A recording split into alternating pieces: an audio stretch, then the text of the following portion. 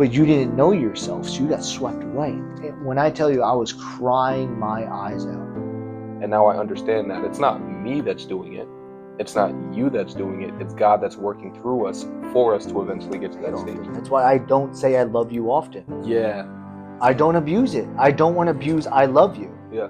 Because when I say I love you, I'm going to say I love you.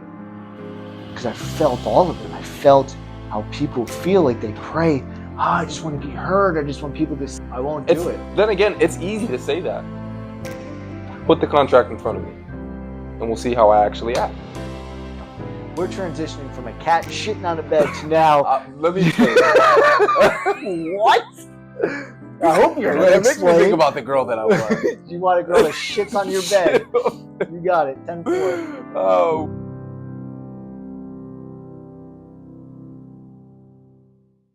I actually broke down crying in the kitchen before. I was home by myself. It was just like thinking about love, and not like intimate love, but love as a whole. And I've always known that like I give so much love and it can really stand off to people. Like, what is this love? This is so confusing. And it's just like, I just want to give love. Like that's, and I started breaking down crying because it's just like, that's all I want to do is just be able to give love. And it gets misconstrued because because love, right? People have confused love. So it's just like, I'm giving this love and people can see it as like, what's the motive? Like, what's behind this love? And it's just like, no, this is just me. I just want to give love. Like, I just want to share love. Yeah, and it's also hurt my way of love because it's become tarnished because of how people perceive love. So, like the way people perceive my love and how I want to give, people think there's a motive. So then their reaction to my love becomes kind of like, what is this? So then it makes me question my own love and how I want to share my love because of how that person's receiving my love. And that used to damage me years ago. And now it's just like, I don't care anymore. It's just like, this is who I am. Like, if you're going to accept the love that I'm going to give you, and if you can't accept it and you kind of question it, that's on you. It's the same thing as like us talking some words that come out and you feel some type of way. It's the same thing. Yeah. It's like, I'm going to share my love knowing that this is my love that I want to share. And if you feel some type of way and you get like standoffish from it, that's on you. That's not on me anymore. You have to question yourself why you can't receive just a genuine open love that just wants to give. Yeah. That's on you why you can't receive that. I feel like I go through the same thing as well. One of the biggest things that I've been praying for is to have like a pure mindset. To just like a child. To be pure like a child. To speak to people without any ulterior motive, which I don't feel like I have. Like, I don't feel like I think, oh, let me just speak to this person because I feel like I'm going to get something out of it. It's just more of exactly what you said. I feel like if I pour this energy into this person, they're going to then think that I'm doing it for that reason. So I think one of the biggest things, because then when I have that mindset, then I start to overthink. And then the authenticity and the naturalness of a conversation may kind of just like go down another path because I have that thought playing in my mind. Like, oh, I don't want this person to think that I'm not being authentic when I actually am being authentic. You know what I mean? But it's just like, oh shit, now it's probably definitely coming off that I'm not being authentic. Does that make sense? Because I'm questioning myself. Because I'm questioning, yeah. So that's one thing that I was praying for. Does that make sense? And I definitely And that also makes sense too with your heart, how we were doing that energy session before, how it was just a vast library. It was just, you want to find all of the ways of love. I think that's what it was trying to say. Yes. And all of the knowledges of love and how it's so encompassing and so expansive, you're looking to understand the capacity of love by going into those vast libraries. It's funny too, because everyone always says I have a big heart. Yeah. So I wonder if that has any correlation. For sure. I mean, think about when we think of people that are smart. Like, we always think that they have a lot of knowledge. They have a big, vast vault of knowledge, of information. Same thing with a big heart. You have a big heart because you have a vast capacity of love. That's ironic because I feel like I didn't receive it as much growing up. The love? In the way that I felt like I needed. I think that's a lot of us, especially ones that are kind of like the black sheep. Oh yeah. Like, oh yes. And it's a very common theme with individuals like ourselves, where as we're growing up, we create this picture of our family, of our life, of our friends, like what we think it should be. Yeah. We paint this picture, right? Yeah, we do. But then in reality, there's a whole nother picture. And then we've not accepted this picture of what it actually is, what our family is, what our friends are, what our life is, because we've idealized, or not idolized, but like idealized what we've wanted it to be is this one. So once we start to get older and we get to see like, oh, these are the patterns, this is what's going on in the family structure, this is what's going on in the friend structure, this is what's going on in the environmental structure. Yeah. That picture that we grew up thinking that it should be isn't what it is. So we get angry that it's not this photo. And then we start really seeing the true picture of what it is. And we get even more angry at this thing because it's not what we wanted it to be here. Yeah. So it's being able to accept what this picture is and knowing that this picture has made us who we are now. That this is the true picture of what made us, but we have to accept what this picture truly is. And once we accept and love and forgive and embrace what this reality of the picture is that was truly what it has been the entire time, that's when we can totally get rid of that other picture that we grew up with, because it doesn't even matter anymore. Yeah. It's the acceptance of what this life is and what it's brought us to, and appreciate the family, appreciate the friends, or anything that we have and have let go of. All of that stuff is an accumulation of what this photo truly has been, or the picture truly has been. And once we really love the entirety of it, we no longer feel that anger. We no longer feel that desperation of like, why is this not what I thought it was gonna be? Yeah. And this whole like, fuck, I wish it was something else. It's washed away. It's cleansed. Yeah. It's the same thing as cleansing our soul to get to God. You have to wipe yourself clean to be able to get to God. And that's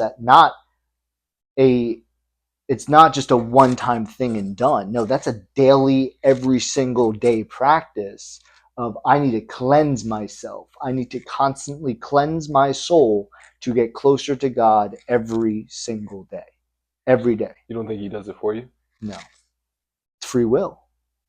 It's your free will. No, I'm saying if you're willing to be cleansed, don't you think that he helps you with that? Yes, free will, for sure. Yeah. But if you don't choose to cleanse yourself, why would he cleanse you? True, yeah. It's free will not to do it. Yeah. Yeah. That's the intro. I guess that is the intro. I totally forgot. Bro, yeah. I was in it. Yeah, you were in the flow state. I was just listening. But I guess that's the perfect way to start up the podcast, right? Yeah. It is. Welcome back to another episode. This is episode 4, by the way. We're grooving. Fourth quarter. Oh, that's what I wanted to say. So a few people have actually been talking about my shorts. Oh, Dylan, wear longer shorts or pants. Grow up, Peter Pan. Stop looking at his nuts. Yeah, so I just wanted to address that. Eyes up. My eyes are up here. You don't have to look down. Maybe that's what you should get shorts that say eyes up here instead of a t-shirt. Yeah. That's actually... That's a good idea. That's a great idea. Yeah. Eyes up here, sweetheart. And because I'm going to start wearing like 5-inch, 3-inch shorts too. Yeah. And you think wearing a logo like that's funny. That is funny.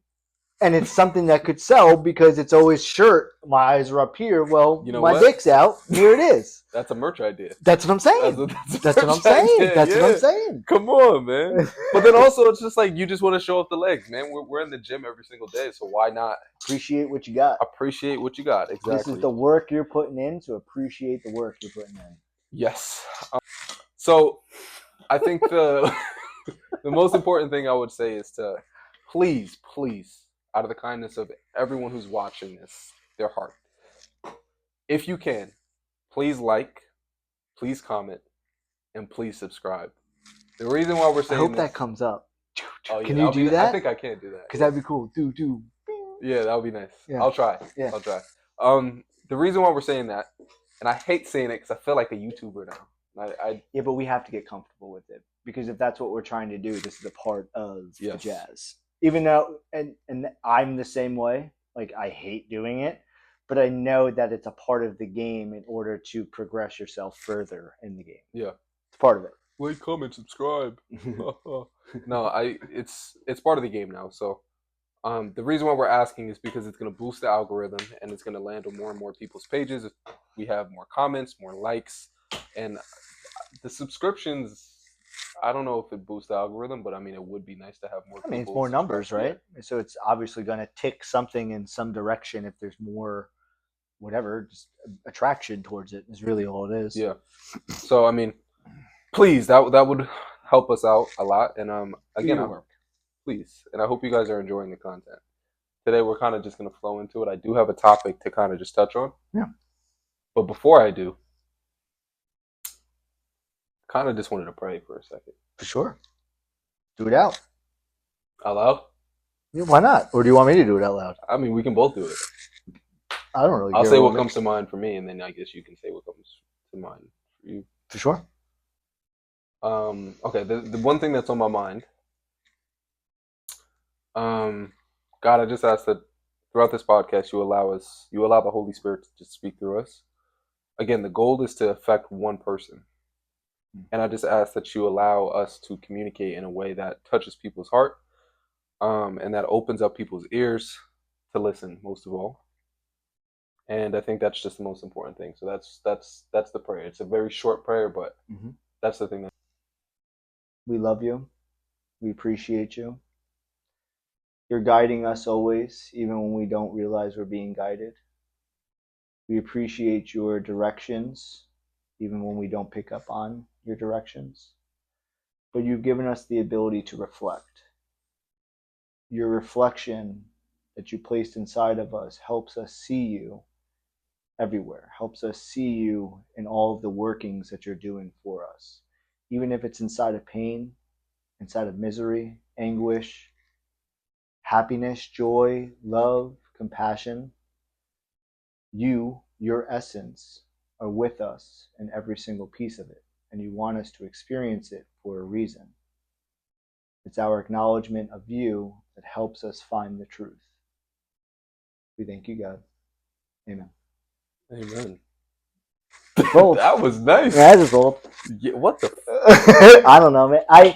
I'm used to praying now. Like, I pray every time I eat food. Every time I sit down to eat, I keep my hands out like this, and I just speak, and whatever comes out, comes out. Same thing with Hestia. Like, when I feed my dog, she sits down, I say a prayer, and then once I'm done with the prayer, I'll either say amen, and then she'll eat. Yeah. She knows when to go eat after I say amen, or I'll say eat, and then she goes. But I always pray before she eats. I feel like sometimes I have trouble praying. It's like a hard finding one. The words. It's hard. Yeah, because in the beginning flowed beautifully. But ask me that a year ago to do that? No way. No? Nope. No way. I just pray every day now, so it just comes out like that. Yeah. But a year ago is when I was with, actually, I guess a little bit more than that. Yeah, I guess a little bit more. Probably closer to 2 years is when I was dating Christina, my ex. She brought that into my life, praying before food, before eating. Yeah. I never did that. I didn't do that growing up. I never had that experience. It wasn't a part of my life. And then when I started dating her, she brought that into my life, that every time we sat down to eat, either together or by ourselves, always a prayer.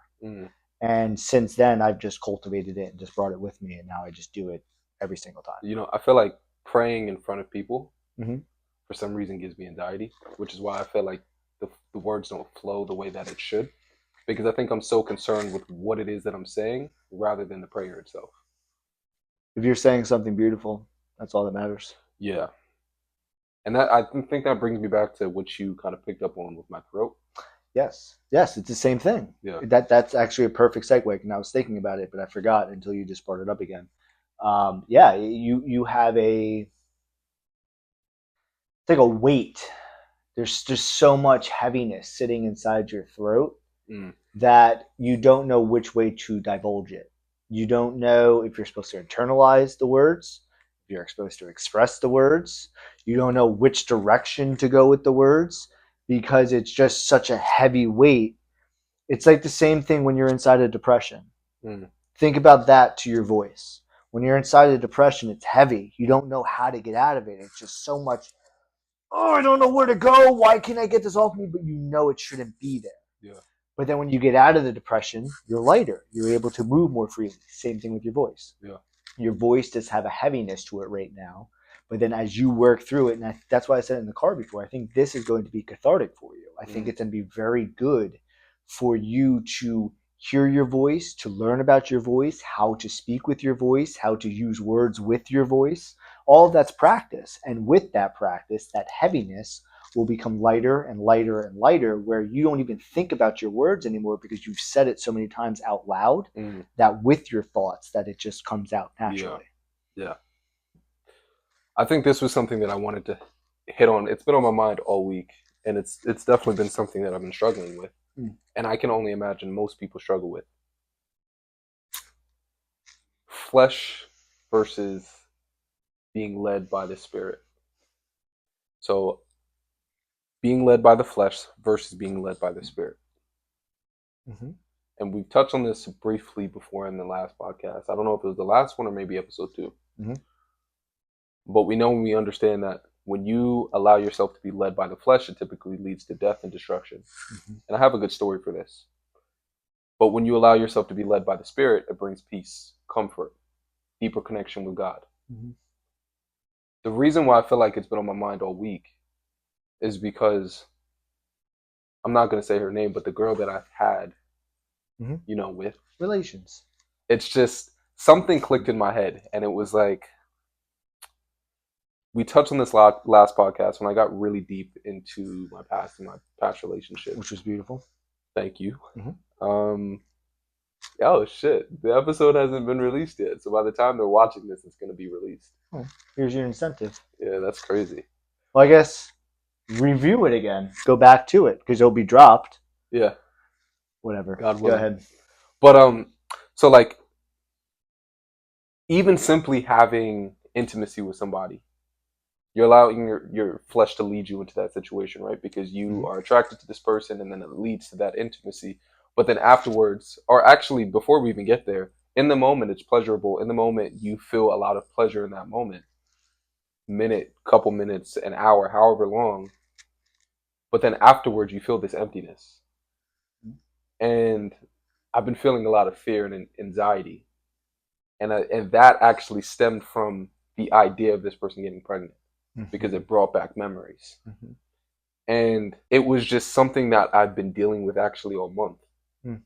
And I just felt it building and building and building. And then the thing that just kept playing in my mind, the thing that I just kept hearing was flesh versus spirit. And it made me realize how if I allowed myself to be led by the spirit, I wouldn't be in this situation.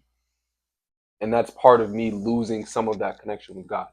You're living life in accordance with your flesh instead of living life in accordance with Him. Flesh is density, right? Spirit is weightless. When you're weightless, you can float. You can move effortlessly. Yeah. When you're moving with flesh, moving with your body, there's a restriction. Yeah. If there's restrictions, that means there's apprehensions. There's something there preventing us.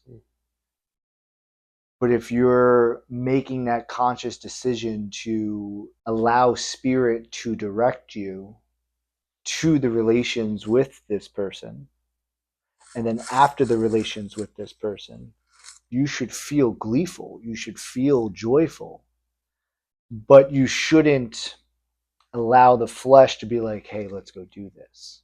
Because if you go do that, you're taking yourself away from being boundless. You're being bounded again. You're being trapped. You're being handcuffed. You're being just wrapped up. Yeah. Because you're constricting yourself. It's like a boa constrictor. You're constricting yourself to just the fleshly ideas of, I'm a male, I'm supposed to have sex. Not wrong, for sure, but we've also not been taught the other side of the spiritual, energetic side of sex. Yeah. We only think of fleshly sex. We don't think of energetic, spiritual sex, which is that deep intimacy of, you could just look at each other in your own eyes And you can have intimate, passionate love just by doing that. Yep. Just looking at each other and hold each other and not have to actually have sex to get to that point of full just embodiment of love. Because we relate love to sex. Yes. That's something that we've done for so long now, is that we related sex to love. We have misplaced the knowings that love is also in the eyes, which is the entrance of the soul. So if you can look someone in their eyes and you can feel love because it's radiating between the eyes, that's when you know you're supposed to have sex with that person. But if you can't be intimate with this person just looking into their eyes, what do you think sex is going to be like? It's going to be empty afterwards. That's why we're supposed to be searching for the one that we can be with, where we could sit down in a park, look at each other in the eyes, and not say a word for a full hour, and know that we're deeply, passionately, intimately in love with each other. That's spirit. That's spirit. God is our Father. He wants the best for us, right? It makes me think sometimes. It's like, okay, let's reflect and let's analyze why God tells us certain things, especially in the Bible. Why is it that Christ comes and he tells us that we should wait until marriage before having sex? Let's break that down. The reason why is because we understand that having sex with somebody, there's a very big energy exchange. Yes. Not only that, but he also understands how powerful love actually is. Now let's take it to another level. When you have sex with somebody, yes, you don't have to. Sex isn't everything. You don't need sex in order to be in love with someone. Correct. But it enhances it completely. It enhances it to another level. So when you actually have sex with somebody, yes, you're building that love, but you're also exchanging energies, which is why heartbreak can be so much tougher to get through than if you never even had sex to begin with that person. So I think he tells us to wait until marriage, to wait until you find that right person before you even entertain the idea of having sex, because he understands the implications that comes afterwards if something, God forbid, happens between you two that breaks off that connection. Why do you think most people end up in the darkest place of their life after a heartbreak? Sex is tied to it typically. That's involved. It's this deep energy exchange. We also don't think about the lineage of sex, right? So like, we've both had multiple partners, right? I would think the people that we have slept with have also had multiple partners. That's all there together. My multiple partners is with me. The person I'm having sex with is her multiple partners are also with her. So if she has wounds and damages from a previous relationship, that's going to be held here. Now that's held there. Now we're having a deep, intimate exchange of sex. Well, now your wounds are now a part of me, because that is that deep, energetic love exchange of what sex is. I found myself getting, I don't know if I would necessarily blame it on this, but sometimes I definitely feel different after sex. Just energy wise. Sometimes I can feel angry. Sometimes I can feel upset. But I understand that it's not my emotions that are making me feel that way. It could just definitely be from what that person gave me. Correct. You know? Oh, absolutely. I completely agree. Yeah. So that's why before my ex, I was celibate for 2 years. Greatest 2 years of my life. Peaceful. Oh my God. Peaceful. And I cleansed so much of my previous relationships. Like, I felt like I was going in like a clean baby. That's funny to use that as a metaphor. But I felt like I was going in as a clean baby, going into this now relationship. And if I did get intimate, which we did, I felt like I didn't have anything, a part of my past, coming with me to her. Yeah. And that's why I'm doing it over again. Yeah. Like, I will probably go longer than 2 years this time, to be honest. I might go, I don't know. I honestly don't know. And whoever I do find will know that, like, I'm not trying to have sex right away. Like, I want to know your mind. I want to know your heart. I want to know who you are as a whole. And if I could spend every day with you knowing I want to have sex with you, but I'm not going to have sex with you, because it's going to make it that much more powerful when that day does take place. Because we're becoming so close and so united in all of the other fronts of what love is. Like you said, it's an enhancement, is what sex is. So if I can be so closely knit with this person without having sex, it's almost like it's going to create, I don't know, like I was seeing like a rope being twisted together. That's like the emotional, psychological, spiritual, whatever, intellectual, I don't know, whatever, I forgot. But that's like the rope being twisted together, and then sex is going to make that rope be gold. Yeah. It's just going to be like, well, this is now the golden rope. Here it is. This is the golden cord. Because you've knitted yourself so close with that other person that now you've taken to that other step, and now you're both holding that golden rope together. That was the imagery that I saw with that. It's beautiful because think about like when you wait for anything in life, when you're patient. Let's just say you're in a position where you want to be a millionaire. That long journey that you go down of slowly and slowly getting to that place where you eventually do become a millionaire, that fulfillment is so much, you feel it so much more because of how long it took. The same thing with what you just said, sex. You almost become desensitized to it the more you do it, the more you have it with people. Especially if it's not the same person. If it's a different person over and over again, you just become desensitized to it. It's just like, oh, it's just another thing that just provides me pleasure. It's not even special anymore. And that's what our culture has done to sex. That's what it's done. And love. And love as a whole. Yeah. That's also, why I don't say it often. That's why I don't say I love you often. Yeah. I don't abuse it. I don't want to abuse I love you. Yeah. Because when I say I love you, I'm going to say I love you. Because you know that I don't say it often. So when I do say it, it's like, oh, this motherfucker means it. Lust versus love. You can allow yourself to be blinded by lust. When in actual, you can think that it's love, but you're actually blinded by lust. And that's where your flesh is actually leading you. Yeah. It's almost like, and I know it speaks, I know Christ talks about this as well, but it's literally you against your flesh. Like your flesh is your enemy. That's why I incorporate that in one of my prayers, to be pure and innocent like a child. Because I know and I understand that my flesh can lead me astray from time to time.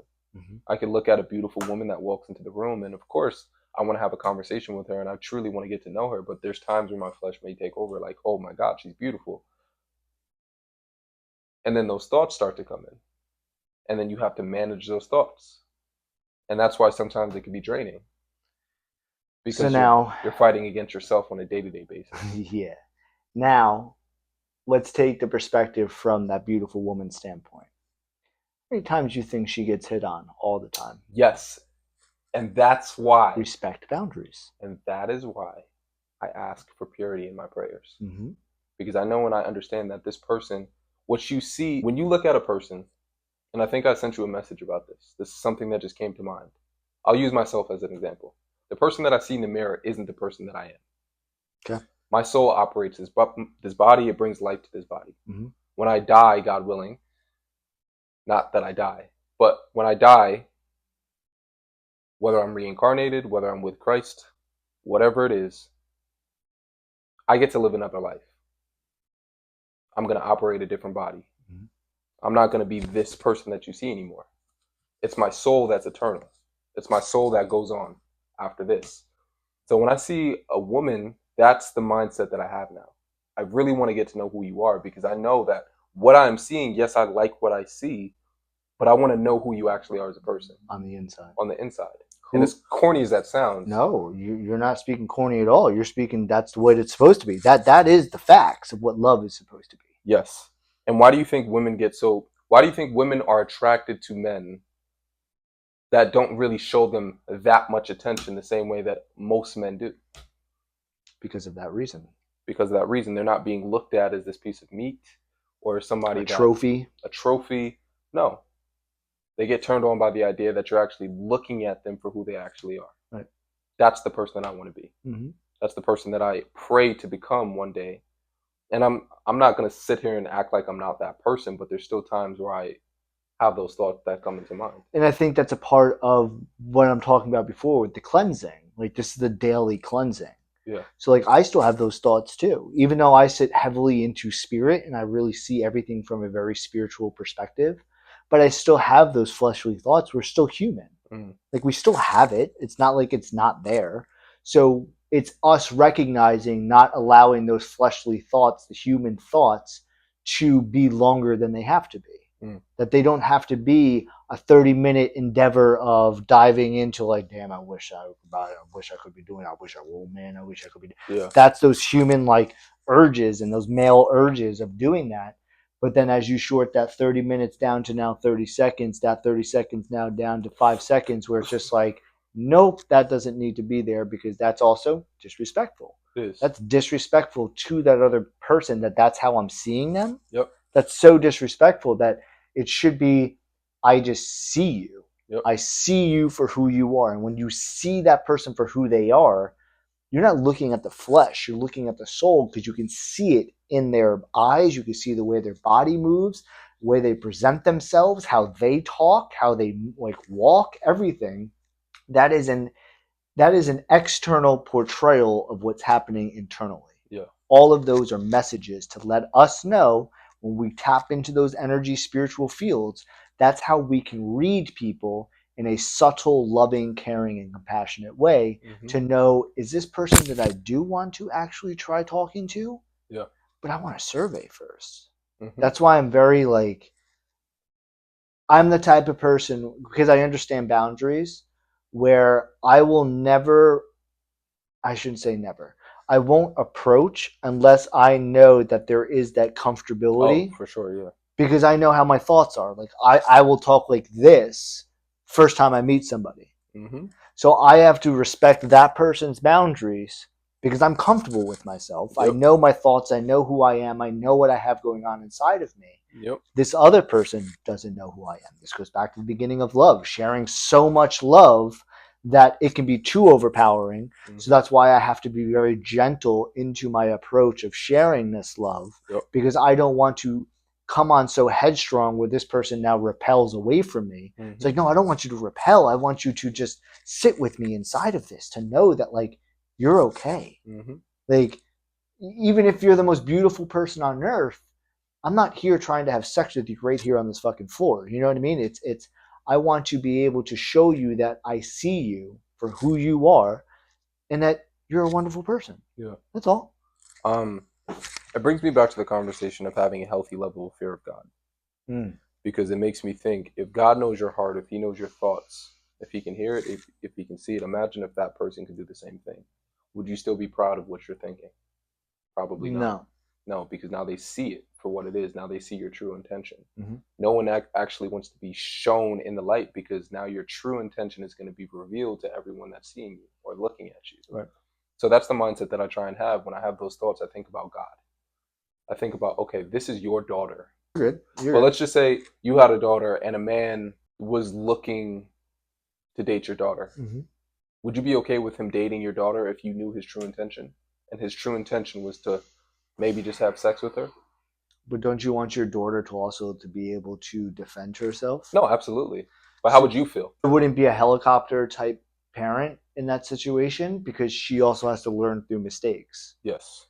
Like all of us. Will I guide and give her cues to pay attention to? Because obviously I'm a man and I used to be at a younger age and I used to have these thoughts. Yeah. So I will inform her, hey, watch out for these red flags. If things like this pop up, know where you're going. Yeah. And it's on you. I agree with that. But you're still going to have those thoughts in the back of your head where you're trying to protect your daughter. Of course. You're going to warn her. Of course. The same thing with God. Why would he give you his daughter, although he's a little bit more protective, I would say. Why would he give you his daughter if he knows your true intention? So that's why I try and check myself from time to time. Right. I completely agree.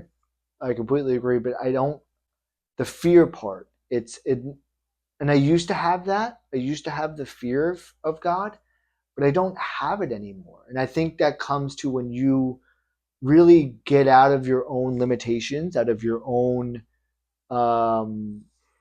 self-doubt and all of those lower vibrational fields, because that's when I used to have that fear. But then as you climb up out of it and you know that your intention is always good and it's always coming from a pure heart, why would you fear that?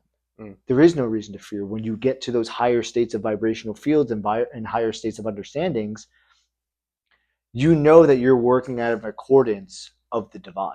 You're working in accordance with God because you're not thinking about your doubts. You're not thinking about your limitations. You're not thinking about the faults that you have made. You're just allowing yourself to be led. Because you've already worked through it. But I had those fears because I didn't work through those things yet. But then as I worked through them, processed them, reflected upon them, healed them, really took the journey into the origins of where they came from. Yeah. And as I got out of it and I climbed up, I have no fear of it anymore. I have no fear because I know that everything I'm doing is for the betterment of myself or the betterment of others. And if, say, something does happen, like, say, my cat shit on my parents' bed the other day. Right? Yeah. Yeah. I don't know why he did. He actually did yesterday on full moon and the summer equinox. He shit on my parents' bed. Okay. Right. Either way. How do they react? My father wasn't happy and I felt bad. Yeah. Like, I felt so bad that he did that. And I felt disrespectful. I felt I was disrespectful for my animal doing such a thing. And I'm trying to figure out, like, why did this cat do this? And I'm like, I'm trying to process the cat, trying to figure this out, and I'm fearful that my dad's gonna yell at me, that my dad's gonna be like, you have to leave now, get out of the apartment, you're not living with me anymore, like, because of this. I had that fear, but then I'm like, but it's only shit. If you can throw that thing in the washing machine and clean it off. It's his only time he's done this. He's never done it any other time. It's not like it's a repeated offense. And then once I got through those thoughts of, like, oh, I'm going to get yelled at, I'm going to get screamed at, I'm going to get told, just get this fucking animal, go sell this animal, go put it in whatever, blah, blah, blah, blah, blah. I realized that those were all thoughts of a lower place. And I didn't have to be there anymore because I know that it was no harm. There was no intentional, there was no malintent into what that was being done. So then I got right back up and it completely went away. And I didn't have to think about any of those thoughts anymore. And then I was right back in direct alignment with God and just moving. Yeah. It makes me think of the type of girl that I want in my life. All right, hold on. We're transitioning from a cat shitting on a bed to now. Let me tell you. What? I hope you're going to It makes me think about the girl that I want. You want a girl that shits on your bed. You got it. 10-4. Oh, what was that? What's her name? That sounds healthy. Shit. No pun intended. The one that was with Johnny Depp. Oh, Amber Heard. Have you ever heard of that situation where she shit on his bed, apparently? No. This was years ago. Do you think I keep up with any of that No, stuff? but this is years ago, though, when this story was taking place. I believe it was maybe in 2018. This is when I heard about the story. She shit on his bed? Apparently. I mean, good for her if she wanted to. But, I mean she took him to court, the whole situation. You never heard of it? Oh, that Johnny. But I didn't know she shit on his bed. But I do, like, I remember. Allegedly. Whatever, dude. If she did, she didn't. Whatever. I mean, yeah. You got to shit, I guess. But I do remember the whole court jazz thing that was going on. But I like took in like 2 seconds of it, and I was like, "This is a complete waste of my fucking time. Like, why am I even looking at this?" Yes. Okay. The correlation behind that, it's not the cat shitting on the bed, or Amber, or whatever her name is, shitting on a bed. Yeah, or Amber. I think when you were explaining that, it made me think because you were processing all of the negative thoughts that were going through your mind and how your dad was going to react to certain things. And for some reason, as you were explaining that, I was thinking about all of the things, like in a relationship, I don't want to feel that. I don't ever want to feel that to the point because you were explaining low vibrational, high vibrational. You know, if you're in accordance with God, you're walking with him on a day-to-day basis. You know, you're connected to him. You don't have anything to fear. Right. That's the type of person I want to be with. That walks that way, too. That walks that way. 100%. I agree. That's what I'm looking for, too. Yeah. I want to be with somebody that I can enjoy every single moment with. That doesn't get caught up in the little things, that doesn't get caught up in worldly things, that doesn't get caught up in things that they feel like they need to be doing because they see it on social media. I want to be with somebody that I can truly see for who that person actually is. I want to be able to have deep conversations. Somebody said to me the other day that it could be draining. She was like, I'm not going to lie to you, Dylan, like you're an old soul. You love having deep conversations, but at times it can be draining for a lot of people. I know what she says. I know what that means. But yeah, I understand what it means too. because I'm the same way. Yes. In what way? Like you get deep. Yeah. Yeah. Yeah. That's how we both are. Right. You want to know who this person is. You want to have a deeper conversation and understand why it is that you're feeling a certain way, or how do you think. You want to understand those things, and that's how I am. Especially when I'm talking to a girl, I really want to know who you are as a person. Right. And she was just like, yeah, it can just be so draining for certain people to have those kind of conversations. People just want to have small talk at times.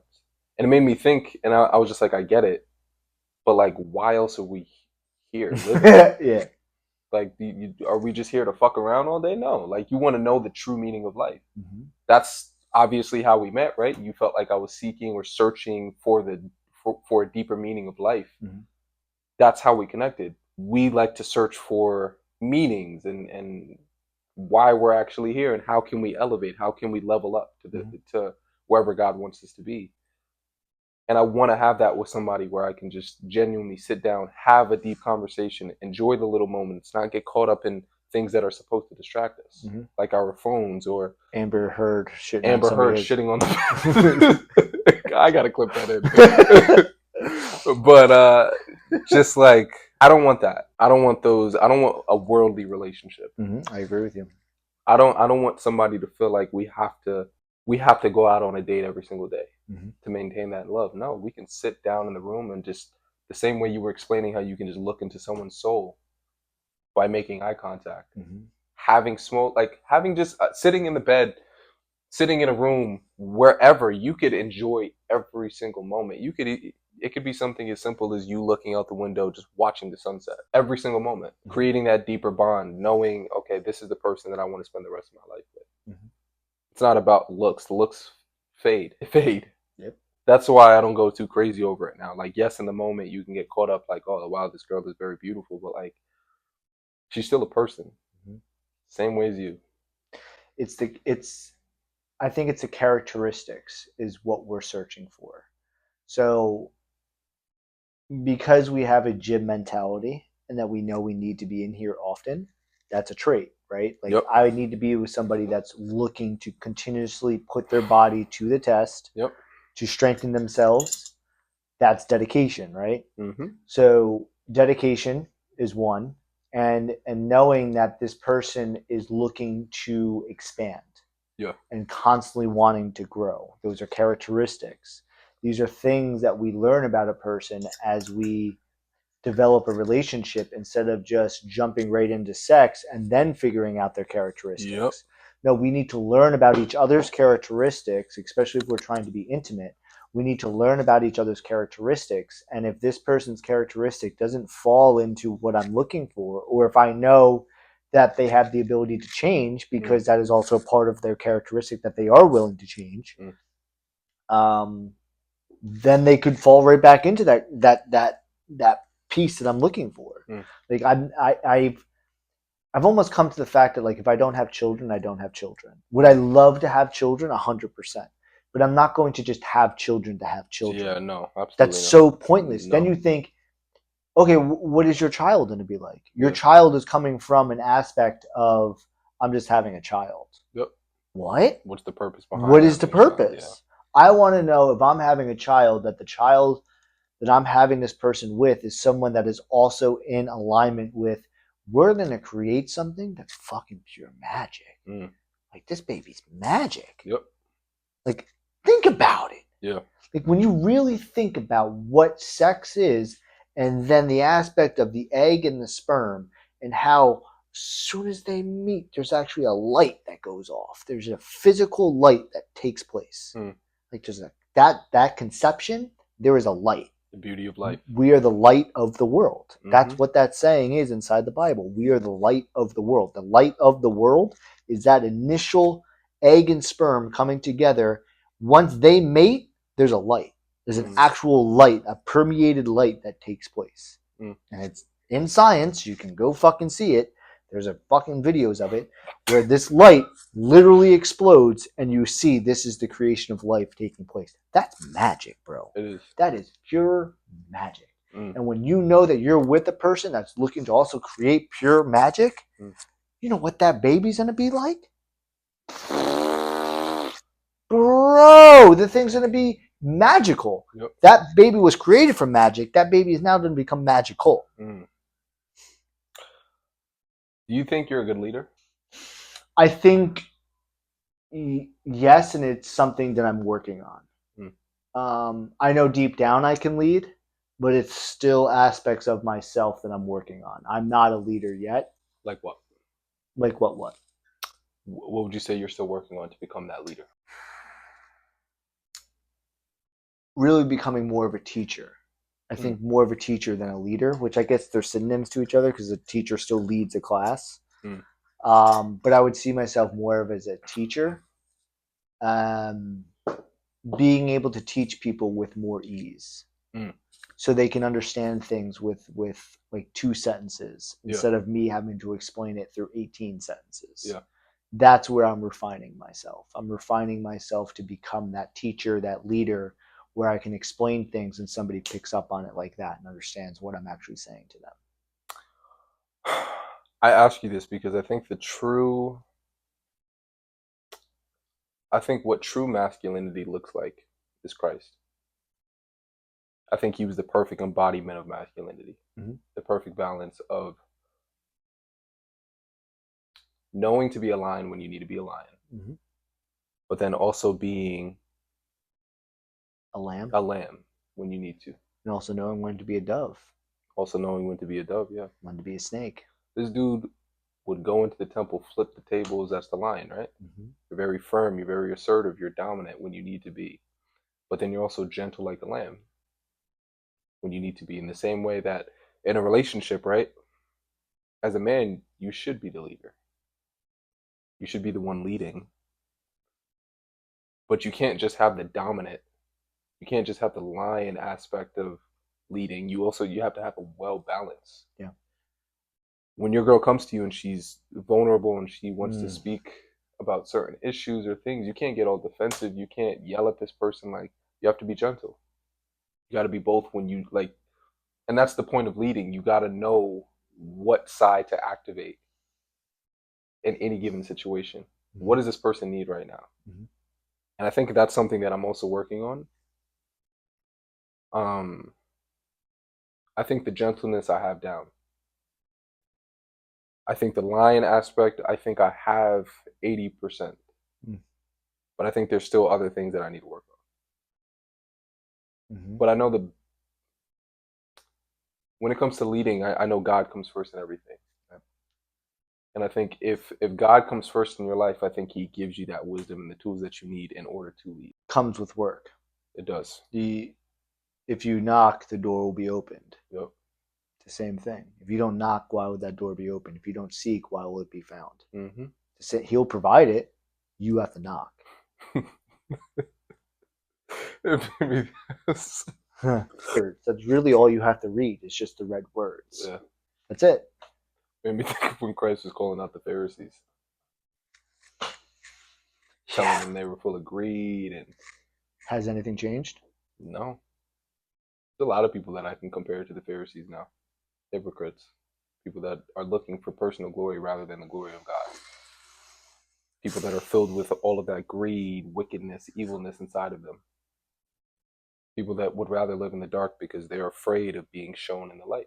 Because when you're in the light, your true intention is shown. The same thing that we were just speaking about. That's why I don't listen to entertainers. That's why I firmly believe we're supposed to learn about ourselves before we give ourselves. Yeah. You don't learn about yourself and you don't know who you are on the inside, and you get onto this platform and you gain all of these followers, and now you're getting swept away. Now you're losing even more of your internal self. But if you learn about who you are internally before you get those followers. Oh, yeah, for sure. I mean, that's what's going to happen here. Yeah. Like, what you see is what you're going to get. Oh, same. But that's also how I've always lived my entire life. And that's something I've always been told many times over. Yeah. Just like, Bryan, you're just like you. Like, you don't change. Right. You're just being you. Yep. And there was actually, this is so perfect because I distinctly remember this day. And this is when I had like a bunch of followers with my old Instagram account. I was doing yoga in the garage at my parents' place. This was a few years ago. and the attack on the spirit came in, and it was the devil coming in and those lower vibrational spirits, and it was just like, you're climbing, like, we'll give you what you want. Mm. You Come, heard that? mm-hmm, come to us. And I had to like sit there and like thought about it, and then I just started to break down and cry, and I was like, but that's not who I am. Like, that's not, why would I give myself to an entity that's trying to tell me that I could have everything? But I already have everything. Yeah. So like I caught it so fast because I did so much internal work. Like I did so much internal work before that interaction took place with that spirit, that it didn't take me away. I actually broke down and cried because I was like, this is what happens to people. Like, this is the feeling that people get, that they get all of this attention. They start getting this feeling towards themselves because people are now watching them and listening to them and following them, that they get swept away. And if you're not conscious of spirit, you could sign a contract without even knowing you're signing a contract, because that's how spirit works, especially the demonic side. Yep. It could take you away that fast, because it's these unseen contracts that we don't even realize. And then you could be 2 years into it and you're just like, where did all that go? Where did all that time go? How did I get here? What took place?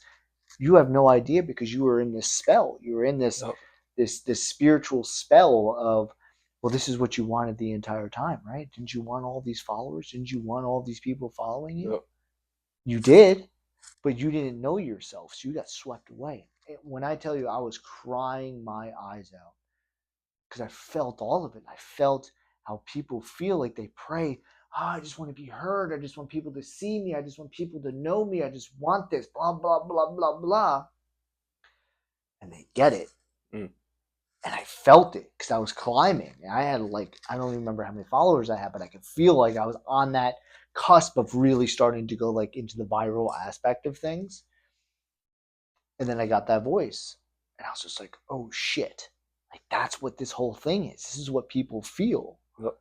That's why I had to feel it, though. I had to feel it to know what it feels like, so that I can resonate with those people that have had that feeling, and now they're backtracking out of it because they knew that really wasn't them the entire time. Months of not posting, and when you come back and be like, hey, I needed a hiatus. I was being swept away by all of this. I needed to slow myself down. I needed to take these 3 months to know who I truly am, so that when I am going to be giving to you guys, I'm going to be giving you my full self, not a limited self, because I got swept away. Yeah. And that could then, it could change the whole discourse of yourself through that whole platform. Absolutely. So, and I feel like people have that trouble of being able to say, like, I need to step away. I have no worries doing it because I've done it so many times over that I could go completely like blank for fucking 5 months. Yeah. And nobody has any idea where I am. I can do that now. That's what I'm saying. Yeah. But that's because you've learned so much about yourself that you have no worries about stepping away like that. Because what are we? We're just another blip. Yep. Like, that's all we are, is just another blip in this whole construct of all of us here right now. We're just another blip. So if we take our blip out, is the world still going to continue? Is people still going to be able to scroll on their phones and find people? Yeah. That's why you need to check yourself. Always. That's the daily cleanse. What good is it to gain the whole world yet forfeit your soul? Nope. That goes into what you were saying before we started recording. How I'm just grateful for everything. I see everything as just gratefulness. Like, and it's because I've let go of everything. Like, I've become so detached to everything, that everything that is a part of my world, I'm just grateful to have it. Yeah. Because whatever's there is meant to be there. It's not seeing the.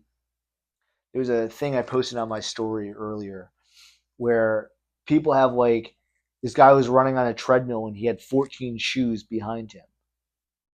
Look, you don't need 14 shoes, dude. You only really need like 2 shoes. You need a pair of dress shoes, workout shoes, and boots. Okay, 3. You need 3 shoes. That's all. All the other stuff is for the garbage. Yeah. How many suits do you need? Probably 2. Meanwhile, people have a whole fucking closet filled with them. Yeah. And then they still go out and buy more. Mm-hmm. Same thing with watches. What do you need 15 watches for?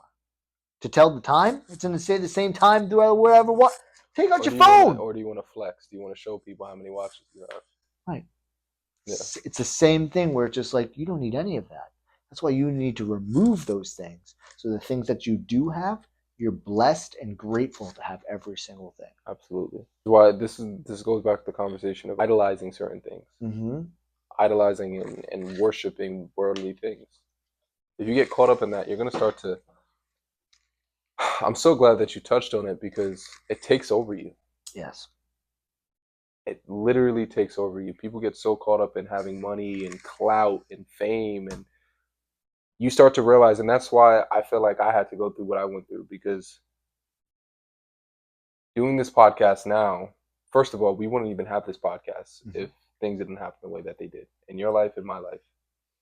That's one. Two, if I didn't have the connection with God that I have now compared to who I was a year ago, I would allow myself to get caught up with the clout, the money, the fame, or whatever it is, the following that I'm sure that we're, God willing, going to get from this podcast. I wouldn't know how to handle it. I would allow it to get to my head. But now I have my pride and my ego in check. And now I understand that it's not me that's doing it. It's not you that's doing it. It's God that's working through us for us to eventually get to that stage. Do you think I would be sitting here if that's how you saw things? No, absolutely not. No, you would pick up on it. Yeah, I wouldn't sit here with you if that's the way your thoughts were. Same. No way. That's what I'm saying. And this is where humility also comes in. Understanding that it's not you that's doing any of this. It's God working through you as a vessel. You're walking and living testimony, yes, but he's utilizing you as a vessel to spread his word, to spread the message, to help people, to shine light onto people that's currently living in the darkness. That's not your doing. Because remember, like I said in the last podcast, he can give you certain things, but he can also take it away if he sees that you're mistreating it. So that's something that I keep in the back of my head as well. But it's something that I don't even have to think about anymore because I know my intention. I know where my mind is. We start to see numbers. We see post clips start to go viral. It's just like, okay, cool. Let's make more. Yeah. We're going to continue to spread more. God's word. Yeah. If I don't even like to say what I would do in certain situations, I'd rather just have the situation play out for what it is and then do what I have to do in that situation. But just to play devil's advocate here, if someone gave us a contract, if they presented a contract on the table and they said, okay, this is what I want the podcast to be about, and it steers us away from God, I'm saying no to it every single time. If you tell me I have to talk about certain things, you can't control me. You can put $5 million on the table and say, nope, this is what you have to talk about. I will deny that shit every single time. Nope, I won't do it. Then again, it's easy to say that. Put the contract in front of me and we'll see how I actually act. If you constrict me, I'm not doing it. Yeah. That's literally how simple it is. If you constrict me in any way, shape, or form, not about it. Nope. It's literally that easy. Yeah. And once I know there's constriction should not be here. We are meant to be boundless. Yep. Constriction keeps us bounded. Yep. What is trying to keep us bounded? The flesh, the earth, the worldly things are trying to keep us bounded. But when you become boundless, you realize that constriction was never meant to be there. And then also, why do you not want me saying certain things? The same thing with Christ. They didn't want him saying certain things because he was bringing light into the world, truth. Oh no, you want to live in the dark. You want to continue spreading lies because you don't want other people waking up to your bullshit. Until people realize your lies have been truth the entire time. Break that down. Lies are also truth. This is where you discern. This is where you expand yourself. Because within lies, there is some type of truth inside of it. You have to be able to listen to it and know that you can't be swept away by emotions. Because typically when we know somebody's lying to us, we get angry. Yeah. We get pissed off. It's like, why are you lying to me? What is the point of it? Why are you doing this? But when you sit there with it and you just observe and you're not taking into it, you're able to see that this person is trying to tell us the truth in a very obscure way. Mm. That there's something going on, but they're telling it to us in a lying form. So when you can sit there and listen to the words or even read the words, because it's happened inside of, we are in the misinformational age right now. This is all about misinformation. What is misinformation? Lies. Yes. But when people are telling the truth, they want to say it's lies. But when you read, okay, is this misinformation? So they're saying that the person who's actually telling the truth is a liar, but the algorithm is saying that this is misinformation, so they're the ones lying. So it's actually telling the truth. So then you flop it. Okay, the algorithm is lying to us, or people are lying to us, the entertainers are lying to us, the politicians are lying to us, the religious leaders are lying to us, the elitists are lying to us. Okay, if they're all lying to us, they must be telling us truth somewhere. We have to flip it. Everything's duality. Everything's duality. So even if they're lying, there's a reflection. What's happening on the other side of that reflection?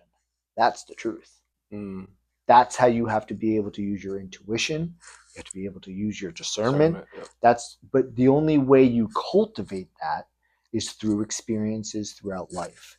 You have to cultivate your discernment. You have to cultivate your intuition through the experiences of life, being able to reflect, which is what God gave us. He gave us the ability to reflect. So we have to reflect through these experiences of life to know how to decode the coding of what is. And when we can start doing that in the moment basis, we no longer get tripped up. We no longer fall. We no longer feel those lower vibrational feelings, because that's that tripping up. That's us sensing the lies is the low vibrations. That's where lies are coming from, the low vibrations. So if we know that that's where they're coming from, we'll take the higher perspective, the higher vibrational state, and you can see through the lower vibrational state of the lies and find the truth inside of it. Yeah, the mic, you can drop it. Fuck that. Throw that shit. Throw it out the window. But yeah, but it's hard, right? Because trust. It comes back to trust. We trust that this person's going to tell us the truth. We trust that this person's going to lead us and guide us to where we're supposed to go. Yeah. But we have been so misled, so misinformed, so just misplaced is the other word I was looking for. We've just been misplaced in so many different areas of life that we, same thing as love, don't know what trust feels like. So even in a partnership, in an intimate partnership and love and physical relationships, we don't know if we can even trust this person. Yeah. Do you know how much that sucks? That sucks, not knowing that this person I could be dating for 2 years and then they go cheat on me, which happened. That happened to me in my previous relationship. Dating her for 2 years and then she cheated on me once and twice, which is why you're talking about the... I didn't know that. Oh, yeah. Twice. Same dude. Which is where you're talking about the lion aspect, right? That's me taking back the lion aspect. I was so much of a lamb inside that relationship that from that relationship, I'm now turning into that lion where I'm going to speak what I have to say. And this is what's coming out of me. I would agree with you. I think I was the same in my last relationship. A lamb. But when I say I'm more of a lion now, it's because of that. Likewise. Yeah. But Likewise. you need those experiences. Yes. To create that balance. That's why I'm grateful for it. Even though in the moment I was, most of all, I was lying to myself. I was lying to myself in that relationship because I thought I could trust her. She took that trust away once and twice, and I still forgave her because of the lamb that I am. But the lion was not in charge of saying, nah, get the fuck out of here. That is the worst thing you could do to somebody, leave. But I was not in my lion's stance yet. And that's where I'm building towards now, is to become into that lion form. And how far away do you think you are from That one's becoming that? lower. That's not in the 90 percentile. I would, a lot of myself sits in the 90 percentile, thankfully, because of the amount of work that I've done on myself. That one, because because of my upbringing, where my Aries, now we're going to astrology, right? My Aries used to burn everything, break clubs, fucking punt basketballs, yell, punch walls, shit like that. Yeah. That I have those thoughts inside myself that that's what I'm going to start doing again when I take control of that lion. But I also know inside of my heart that that's not who I am. Yeah. That was me as an inner child, not understanding the essence of my control, my power that actually sits inside of myself. Um, so percentage wise, I would say I'm at like 60%. Okay. I might even say lower, to be honest. Like there's I know I have a very big power inside of me, and I know I have a very controlling voice when I want to use it. And that's what I'm talking about, being that teacher, that leader, Yeah. knowing how to say something in 2 sentences and be powerful and impactful Yes. within 2 sentences, and people are just like, fuck, that was gangster. Yeah. Like, just from those 2 sentences. You know what I mean? Yeah. That's what I'm building myself towards, is to do that. And that's tough. It really is tough. Because I would agree with you. It almost feels like I've never had a problem laying out boundaries. That's something that I've never had an issue with. But I think I've had an issue with allowing it to be crossed numerous times. And maybe I can find myself getting angry. So I can think about certain times where I've been angry, but I don't think I delivered a message to the point where this person was so Taken back? taken back by the idea of me actually leaving. And I've allowed my message to be delivered. Then you also, at time, for myself, sometimes I kind of like take a step back from that. Does that make sense? Mm-hmm. So it even goes back to that saying: you give somebody an inch, they're gonna run a mile. My fucking dog, man. My dog is that. It's just like, yeah, my dog as well. But it's like, as soon as you allow this person to cross that boundary, even an inch, they're gonna become more and more comfortable doing it. And that's where disrespect comes in. And then you being able to tolerate that disrespect. Me, I'm not tolerating disrespect anymore. Nope. I don't have to prove myself to anybody. No. I don't have to sit there and go back and forth with you. If you cross that boundary, if you cross that line, finito. Yeah. Finito. Yeah. I can find somebody else. I completely agree. And I think that's one of the best parts of having a deep rooted connection with God, because you know that He's divine, He's the creator of the universe, and there is no limitation that you can place on Him. Right. He can send somebody into your life that is truly meant for you whenever He wants. So now this goes into what you were saying about that chick before, about depth in conversation, right? I think the only way to find those set boundaries with a person that you might want to become intimate with is by having deep conversations. So if that person doesn't want to have deep conversations with you, that means the boundaries are going to be hard to be found. Oh, yeah, for sure. Oh, my God. You know what? It makes me, because I'm so accustomed to asking people questions about themselves that I'm not really accustomed to people asking the same deep questions back to me. With you, it was very easy because, yes, I was trying to gauge where your mind was, where you are spiritually, mentally, emotionally, everything. Yes, I wanted to know who Bryan was, but you also returned that same energy back to me. You wanted to know who I was, and you, like, sometimes that dynamic is, it's definitely like me dominating the conversation in that regard. So I think that's a great boundary to place, because I think it's actually a turn on when a girl is like, she actually really wants to know who I am as well. She's asking me deep questions where I actually have to take, step back and critically think and analyze, okay, how can I answer this the best way that I can? Right. Like, okay, let me articulate this in a way that is fully authentic. And I've had somebody ask me something before. I can't remember the question, but somebody asked me something before where I was just like, oh shit, no one has ever asked me that before. I like those type of questions. I like those type of conversations. Yeah. That is a good way to gauge if this person is good for you. That's another characteristic. Yeah. I don't like dull. I don't like shallow. I want to know who you are. And I also want you to know me. Correct. It's a two-way street. It is. Yeah. Yeah. It's a two-way street. And there should be two cars on that street, you and that person, right? Mm. But you should also be able to know that you guys can carpool. Mm. But then you also should be able to know that you can be independent and still be with this person. Yep. Because if something, say, like God forbid, something like what happened with myself. Mm. Now I could handle it with fucking ease. Mm. Say if I was with somebody and she died of a heart attack, I'd be able to handle it with ease. Yeah. Not ease, but I would be able to handle it with much more grace. Because I know my car. I know who I am driving on this street. Excuse me. Yeah. So even if we are carpooling together, and then say if she does die, I can still get back in my car and drive and be completely good. Wow. That's hard to do, though.